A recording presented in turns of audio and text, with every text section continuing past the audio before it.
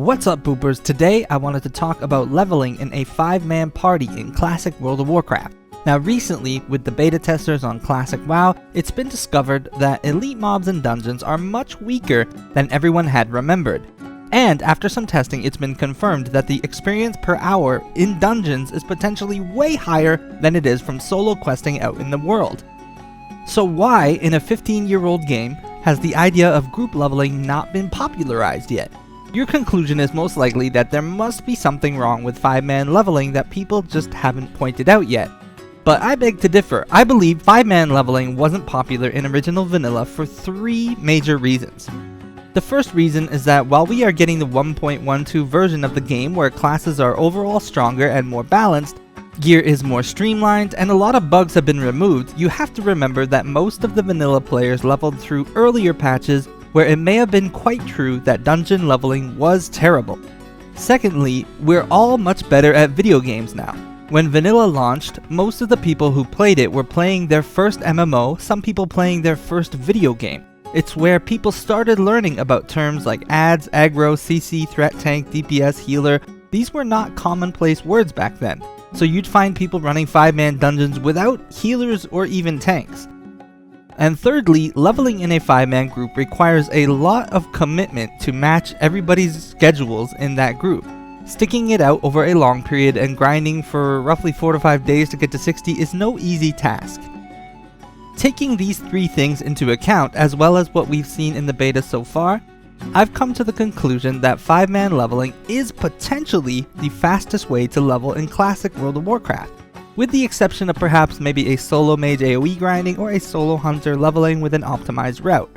But before you start spamming looking for group, let's weigh the pros against the cons of leveling through dungeons in a 5-man party. Firstly, let's talk about the pros of dungeon leveling. Number 1, gear-dependent classes get a free ride. This is huge for almost every melee player, such as warriors, rogues, and shaman. It helps other classes as well, but basically you are guaranteed to have extremely good gear through the leveling experience, so you can avoid difficulties that come with leveling some of these classes. Many of these classes struggle to keep up with the faster leveling classes because they have to go out of their way for gear upgrades, and if they don't keep their gear upgraded, they have to constantly worry about overpulling or being underlevel for some of the quests. When you're in a dungeon group as one of these gear dependent classes, you can work together with your party members to keep your gear up to date, and there's not so much stress about dying because you always have a healer or other people to cover your mistakes if you make any. The second pro is that you will be instanced for the entire journey. This means you are safe from griefing on a PvP server or from stream snipers if you're planning on streaming, and you don't have to compete with other players for mobs. This means that all of the stress of fighting for quest objectives and named quest mobs and objects are completely gone because you are in your own kind of bubble. There is a bit of a downside to this as you don't get to meet as many people and experience the world, but it removes a lot of the frustrations that come with trying to level on a server's launch day. In addition, while you are instanced, there are cases where the world server will crash, but the instance servers do not crash, so you are safe from such events. Thirdly, income. You make a lot of money while you are running dungeons all the way to 60, so buying your mount at level 40 will be easy peasy. Generally, monsters in dungeons drop a lot of trash drops and a lot of silver drops, and often drop many green items and blue items as well, which vendor for a lot more than what you'd be getting if you were just straight up questing to 60. Number 4, in the higher levels after level 50, some of the leveling dungeons have attunement quests and pre-raid best in slot gear, prepping you to jump right into raids once you hit max level. Looking at BRD for example, or Mauradon, or LBRS, or UBRS, most of these dungeons have extremely good gear that you won't replace until in the Blackwing layer even, so if you can get that even before you hit level 60, you will be dominating the race to get to Ragnaros first if that is something you are interested in. Next, let's talk about the cons. Number 1, you get very little reputation for main factions and side factions, so anybody who's interested in getting rewards from other reputations for the Alliance or Horde will be very much behind, as most of the quests, once you outlevel them, give it an extremely reduced amount of reputation once you do them at a higher level. Number 2, professions will get left behind. With the exception of maybe first aid, tailoring, and enchanting, You cannot really level any professions while you dungeon grind. Most of the people who plan on speed leveling anyway will not plan to do professions, so this doesn't affect them too much. But those of you who do like to level professions on the side, perhaps you can do this as an off activity anytime your 5-man group is not online to run dungeons so that you don't fall too far behind with them. Professions do offer a lot of benefits if you can bring them with you to 60 in your dungeon group even, such as sharpening stones, enchants, etc. Number 3, you need to level with other players, and syncing up your schedule and finding 5 people to stick it out is pretty hard. Getting 5 people online all the time, all the way up to 60 is really difficult. If you're not playing with a pre-made group, you'll have to be constantly looking for replacements, and there's no reliable way to tell if those people will be good, if they won't AFK in the middle of the dungeon, or if they'll suddenly have to leave. All of that can really push you back. So finding a 5-man pre-made to get this dungeon leveling strategy down pat is pretty difficult, and if you do lose somebody from your group along the way, you're going to have a hard time replacing them if you are leveling at a server's launch. If these pros look way better than the cons to you, then let's move on with how to 5-man level in dungeons in classic World of Warcraft. We'll break this down into 3 parts. First, making your party. Second, dungeon clearing strategies, and then lastly, the ideal leveling path through the dungeons. So first off, when you are looking to form your 5-man party for leveling, you need to have a healer, DPS, and some method of dealing with aggro. Each class will more or less be looking to synergize with other classes for the dungeon group, so depending on what class you are playing will decide on what sort of group you want to find.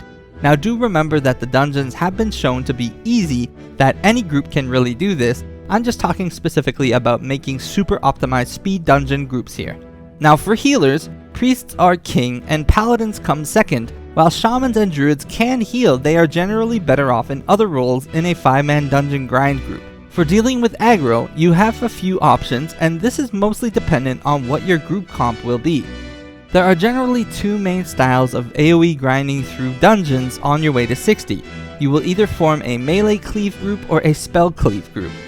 Now if you are planning to play a mage or a warlock or perhaps a boomkin or ellie shaman, you'll want to have a feral druid as your tank for the spell cleave group. A feral druid can use stealth and cat form with sprint to gather tons of enemies at once, and then utilize swipe and stuns to protect the ranged AoEers. If you do go the spell cleave route though, you'll need at least 1 frost spec mage to keep the enemies CC'd. For a melee cleave group, you'll want to have a warrior with a 2-hander holding threat.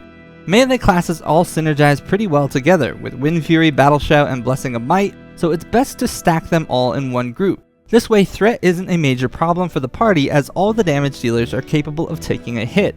Having a dedicated prospect tank will ultimately just slow you down, given that you are expecting to be running dungeons non-stop and you'll be geared, and the elites in Classic have been proven to be sissies. You'll want to re-evaluate your talent choices if you are choosing to level in a 5-man party, as some talents benefit a group greatly, as well as some synergies need to be taken into account. While it is possible to mix and match a spell cleave group with a melee cleave group, it isn't ideal. Ultimately, a spell cleave group will go much faster if they don't have to worry about melee DPS running into their Novad mobs, and melee cleave groups can go faster when they don't have to worry about ranged casters pulling aggro off of them. Next, let's talk about dungeon clearing strategies for these 2 styles of groups. Firstly, a spell cleave group with a frost mage. Your goal in this group is to AoE as many mobs at once as possible without dying. The first step to this is to establish a method of pulling massive amounts of mobs and then grouping them up. There are many methods to do this, be it using a hunter or a warlock pet, using Eyes of Kilrog, or stealth classes with sprint. Once a mob pack is aggroed, you can use line of sight to group up the casters and AoE them down using Improved Blizzard. This group comes online at level 20 and isn't so gear dependent, and is generally the faster of the 2 styles.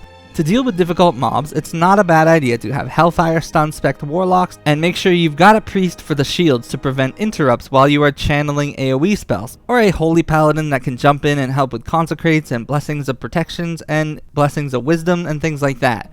The biggest limiting factor for this group's kill speed is usually their ability to group up the mobs and their mana. The second style, the melee cleave group, they also come online initially at level 20 when paladins get consecrate, warriors get cleave, and shamans get their 2-handers, but the group can't do crazy AoE until things like Blade Flurry, Whirlwind, or Sweeping Strikes come up in the 30s. This means that melee cleaves start out slow, but they get insane power spikes from gear that help them keep up with spell cleave groups in the later levels. And unlike spell cleave, they are not affected so heavily by bosses or difficult enemies that are hard to AoE. While melee cleave is ultimately not as fast in 5-man dungeon run grinding, they benefit massively from the process and level much faster in dungeons than they would otherwise out in the open world by themselves. Mixing and matching these classes are perfectly fine. Spell cleave classes can work really well with melee cleave classes to help them get to their power spikes much more quickly. Ultimately, the biggest limiting factor is to just find 5 players that have similar play schedules as you do. Just make sure you've got a plan and you can clear the dungeons really quick once you have your members together. Now the only thing left to talk about is the leveling path for dungeons. As we just talked about, both of these groups don't really come online until level 20, so the hardest part of leveling as a 5-man party is actually just to get to level 20. Up until 20, you should be doing as many quests as possible, and I'd recommend utilizing the layering system to solo or duo level with your group members until you start running into group or elite quests near level 20. Then start grouping up and grinding to set yourselves up to have all the quests for the first dungeons, Dead Mines or Wailing Caverns. Dead Mines is a safe bet for Alliance to get them to level 23, while Horde players will want to grind through Wailing Caverns until they hit level 23. After Dead Mines, Alliance will want to swap to Stockades until roughly level 28, while Horde players can swap to Shadowfang Keep to get them to 28ish as well. At these points, both factions will likely want to try to find high experience quest hubs to try and fill the gap to 30. A Horde group can run RFK for the quests, and Alliance can do Mauradon for the quests until they both ding 30. At level 30, both factions would group up in their path and head to the Scarlet Monastery graveyard, grinding there until level 33. Then you can swap to the Scarlet Monastery library and grind the library until level 36. After 36, you can move on to the armory and grind there until level 38. And once the group hits 38, you can go to Cathedral until roughly level 42ish. At level 42, a few Uldaman runs with quests should manage to get the group to level 44. The big time saver for the dungeon grinding leveling method will be Zul'farrak, as generally the 40 to 50 leveling bracket is the slowest, and Zul'farrak can give massive experience per hour because of the amount of mobs in there, so grind them out until level 48. At 48, it is ideal to move on to Mauradon for the quests and the loot rewards. After the initial run in Mauradon for a full clear, the group can use the shortcut to farm Princess for some pre-best in slot raid items and AoE grind on the worms and turtles and other mobs in the area.